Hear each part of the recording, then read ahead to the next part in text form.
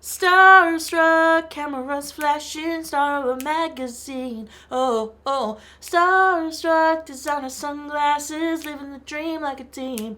Driving fancy cars, Hollywood Boulevard. Hear the crowd calling your name, yeah. Starstruck, prepare to get starstruck.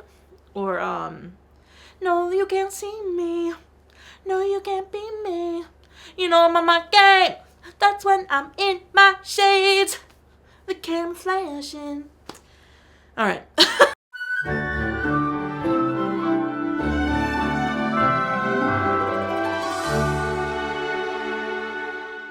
Welcome back to Every Disney Movie Ever. My name is Jess and I'm watching Every Disney Movie Ever. Today I'm going to talk about Starstruck. Starstruck is a 2010 Disney Channel original movie about Jessica Olsen getting wrapped up and mixed up in the crazy life of very famous musician Christopher Wilde. It is directed by Mychal Grossman? Cinematography by Horacio Marquinez. Editing by Timpone.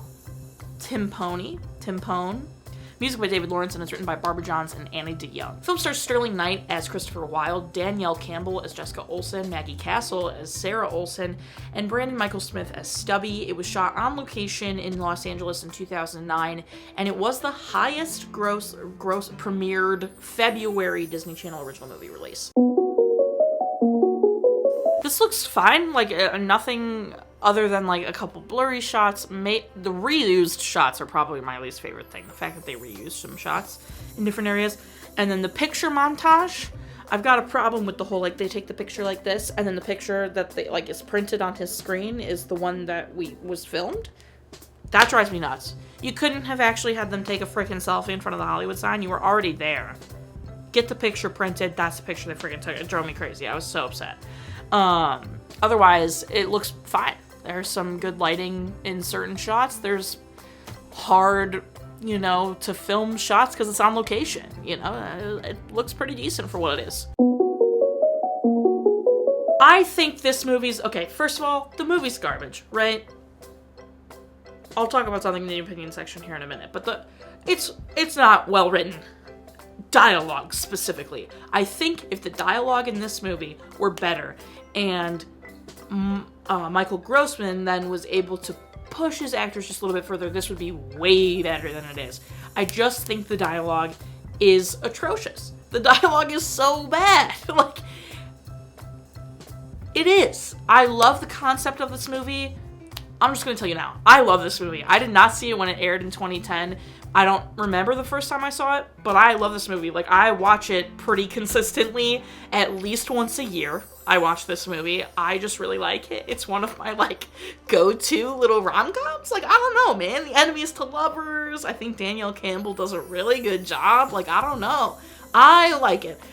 Get off my back. I know it's terrible. The dialogue is so awful. Just from, him being like, what is your name? Who says that? Just be like, what's your name? I forgot to ask you. Why are you saying, what is your name? The way he says it is so awful. Or, I just can't pick. There are so many bad pieces of dialogue in this movie. There's so much expository dialogue. Alexis Bender, your girlfriend, or best friends since 3rd grade, we wouldn't learn these things or understand them. And there is a lot of stuff that they tell us and then show us when it's you could have just showed us. I don't understand. The story is a bit rough. There are some things that now, when you really look at it, it's all right, you could look at it this way, and then it's very, very problematic.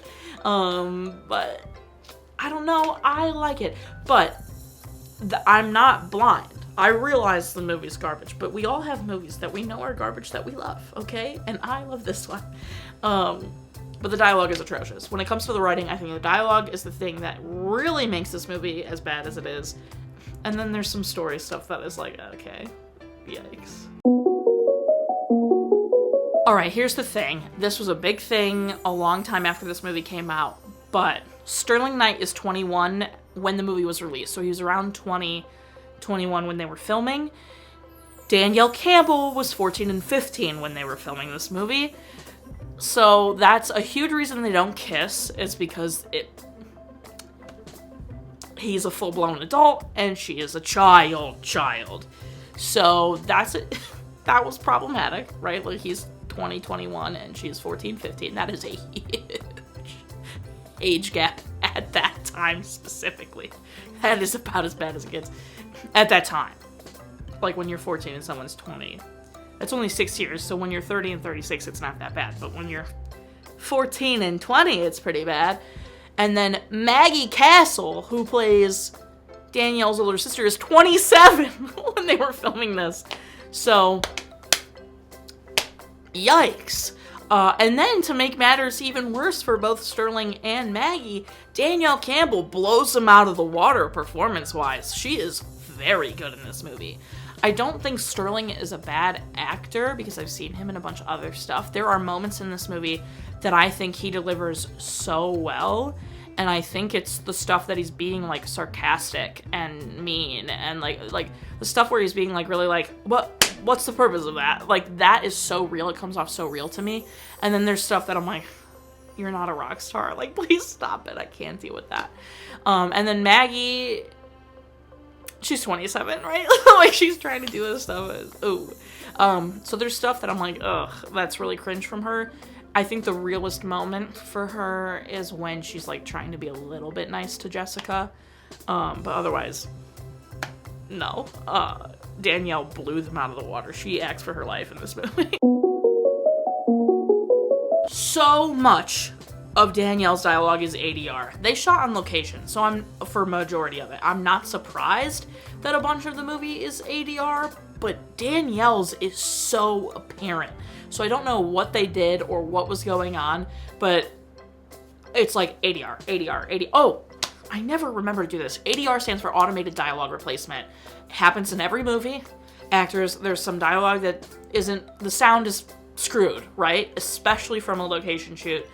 There's background noise happening, something was going on with the sound, who knows? Actors have to go back in and re-record their lines, and then it's on the sound engineers, designers, mixers, whatever, to put that dialogue back in its environment and make it sound like it's actually there. Sometimes they're not good at it, and it's so obvious that it's ADR and that it was recorded in a booth. Other times it's obvious it's ADR because the lips don't match at all. The ADR matches her lips very well. Danielle did an excellent job rematching what she did and said. It's the sound of it sounds like it's in a recording booth and not in the environment at all. Favorite part is when they get together, probably. I mean, I'm a sucker. I love this movie. When they get together and when he like looks down at Libby Lamb's microphone and goes, "Go away now," and they leave. I love that. It's so good. My least favorite part, I don't know. Any cringe moment probably that makes me go like, why do I like this movie? Like his dancing during Shades. It's so cringe. I hate it. It's so uncomfy. Anytime I think about the fact that she's 14 and he's 20, not fun. Recommend. Yes, I love this movie. Watch again. I know it's gonna happen. I think I watched this. Let's see. Let me put it this way. I clicked on it in Disney Plus and it said start over, like resume or start from the beginning because I had gotten to the credits or whatever. And I had to start it from the beginning.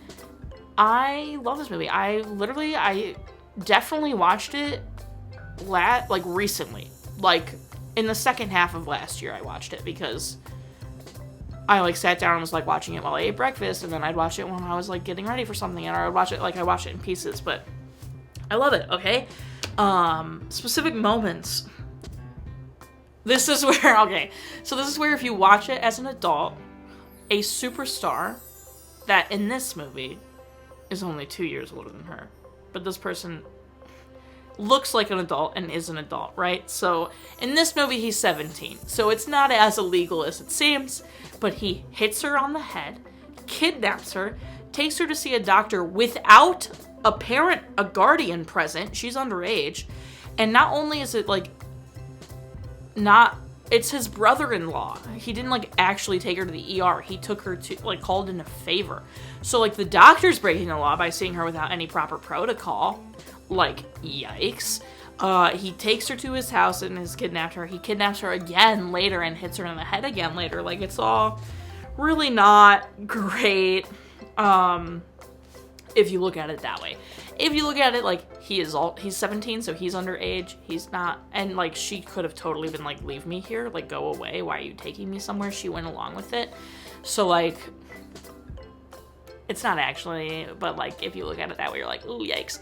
And then a big plot thing, Sarah gets the car, Christopher's car, and like goes to his house and like walks in, and Stubby is there, and Stubby's like, what are you doing here? And then nothing comes of that. It cuts away from that scene, and we have no idea what happened with Sarah at Christopher Wilde's house and Stubby, and she never talks about it again. And like, she was at her idol's house, and we never hear about it again, so nothing comes from that plot line, which is interesting. And kind of, you know, whatever. I don't miss it because like everything else is wrapped up in nice, but it is something that's like, what happens with that? Like, does Stubby just make her go home? She never gets to meet Christopher Wilde or anything because she's at his house. Like, I feel bad. Well, I mean, she meets Christopher at the end, obviously, but yeah, nothing. So that's it. Oh, I broke this. That's it. I love this movie. All right. Just because I love this movie doesn't mean I wasn't gonna give it a realistic rating, okay? My enjoyment is high, but like the technical things, the writing, I did give, you know, ratings I somewhat think it deserves because I am trying to be objective in a little bit. I did have the opinion in there, it's a 7. But my final rating for this is 5